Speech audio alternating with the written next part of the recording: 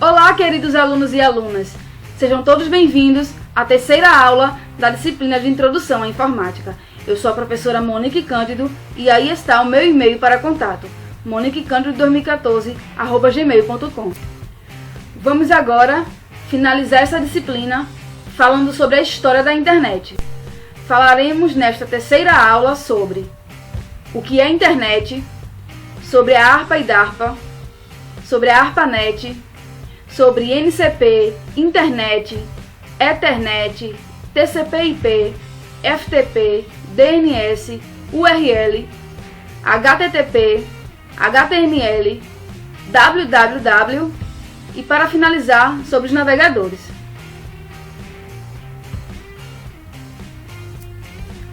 Antes de começarmos a falar sobre a história da internet, precisamos saber o que é a internet. É bem provável que você que está me ouvindo agora saiba utilizar a internet. Mas a pergunta é, você sabe dizer o que é internet? Então, vamos para a definição do que é internet. Internet significa rede internacional. Pode ser visualizada como uma rede muito grande de computadores interligados pelo mundo todo. É uma rede mundial de computadores que interliga várias outras redes independentes. Vamos agora para a história da internet. Tudo começou na década de 1950, nos Estados Unidos.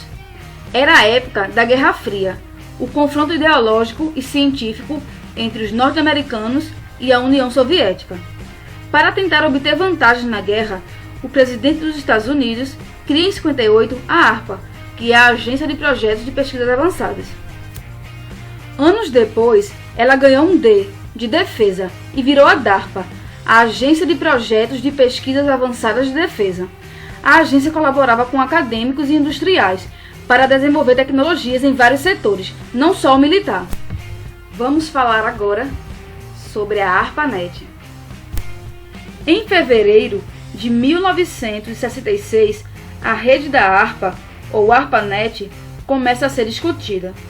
O próximo passo foi desenvolver os IMPs, que são as interfaces de processamento de mensagens. São os intermediários que conectariam os pontos da rede, o antepassado dos roteadores. Mas era tudo tão novo que a primeira conexão em rede só foi estabelecida em 29 de outubro de 1969. Ela aconteceu entre a UCLA, que é a Universidade da Califórnia em Los Angeles, e o Instituto de Pesquisa Stanford, a quase 650 quilômetros. A primeira rede de nós da ARPANET ficou pronta no final de 1969 e já funcionava bem, conectando entre si a Universidade da Califórnia em Los Angeles, o Instituto de Pesquisa de Stanford, a Universidade da Califórnia de Santa Bárbara e a Universidade de Utah. A Universidade de Utah ficava um pouco mais distante que essas outras, como vocês podem observar na imagem. Enfim, a ARPANET é o grande antepassado do que chamamos hoje de internet. Vamos falar agora sobre a expansão e evolução da internet. Em 71, já são 15 pontos na rede. Parte disso possível por causa do desenvolvimento do NCP, que é o Protocolo de Controle de Rede. O NCP foi o primeiro protocolo de servidor da ARPANET e definia todo o procedimento de conexão entre dois pontos.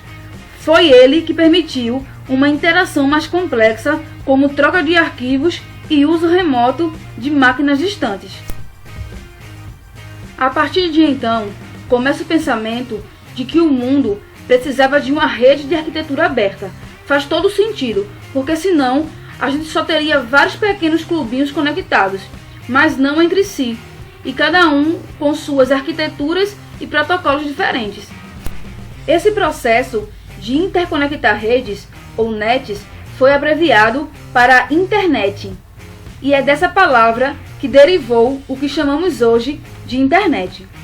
Só que tinha um problema.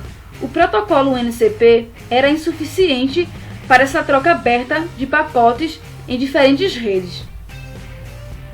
Outro projeto, paralelo ao NCP, é o da Ethernet, desenvolvida no Xerox PARC, em 73. Ela é hoje uma das camadas de ligação de dados e começou como um conjunto de definições de cabos e sinais elétricos para conexões locais. Em seguida, nasce o TCP/IP, que surgiu para revolucionar a internet. O TCP é o protocolo de controle de transmissão e o IP é o protocolo da internet. O IP é a camada do endereço virtual dos remetentes e destinatários dos pacotes. O TCP/IP foi e ainda é o padrão de comunicação dos aparelhos, um conjunto de camadas que estabelecem essa ligação sem precisar reconstruir todas as redes formadas até então. É a partir dessa pilha de regras que ocorre o envio, transporte e recebimento de dados.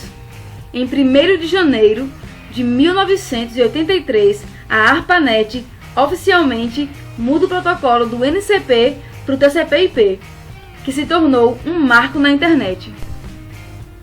Quando o computador nasce em definitivo, outros protocolos passam a ser adotados para tarefas diferentes. Um desses protocolos era o FTP, que é o protocolo de transferência de arquivos. Muita gente usou o FTP para fazer uma versão rudimentar de downloads. Outra tecnologia que surgiu foi o DNS, que significa Sistemas de Nomes de Domínio. O DNS é uma forma de traduzir um domínio em um endereço IP. Também surgiu nos anos 80 junto com o FTP e foi adotado aos poucos. Vamos entender esta imagem que está na tela, que fala muito sobre o que é o DNS. Quando você digita, por exemplo, google.com, você está enviando uma mensagem de solicitação do IP desse domínio para o servidor DNS. O DNS, quando recebe esta solicitação, ele responde enviando para o seu computador o IP desse domínio, que nada mais é do que uma sequência de vários números. O IP, ele é um endereço virtual. É através dele que você consegue se comunicar, neste exemplo, com o servidor do Google e poder trazer para o seu computador todo o conteúdo desejado que está armazenado neste servidor.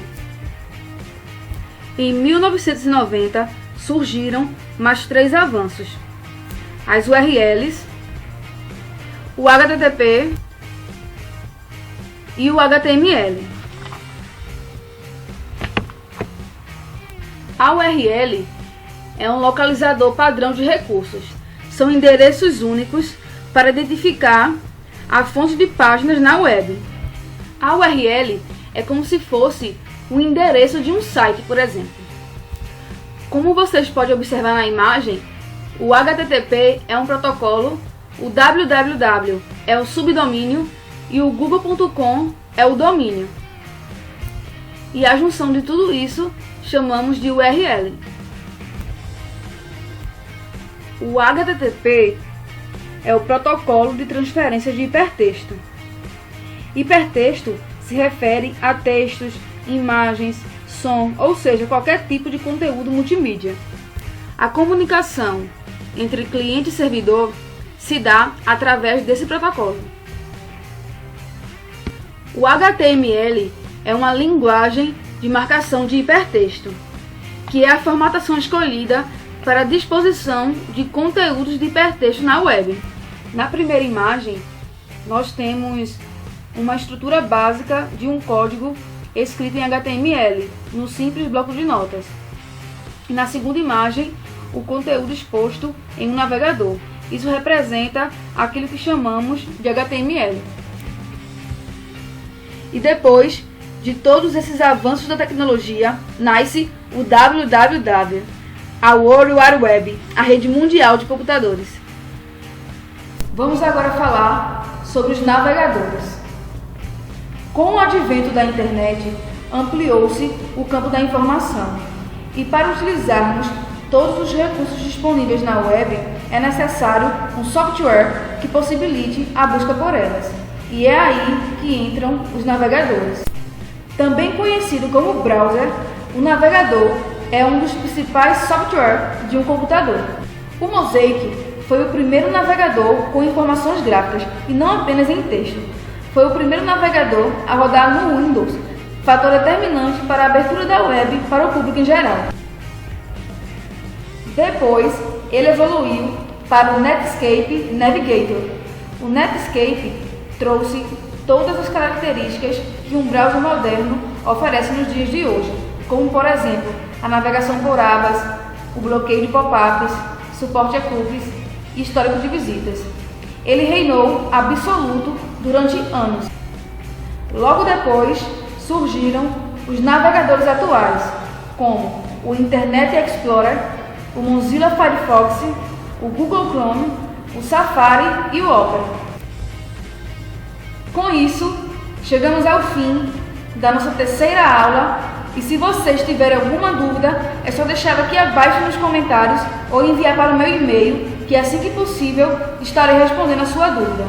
Essa foi a nossa última aula e não se esqueça de se inscrever neste canal, ativar o sininho de notificações, deixar o seu like se você gostou desse vídeo e compartilhar com aquelas pessoas que querem aprender ou têm interesse nesse tipo de conteúdo.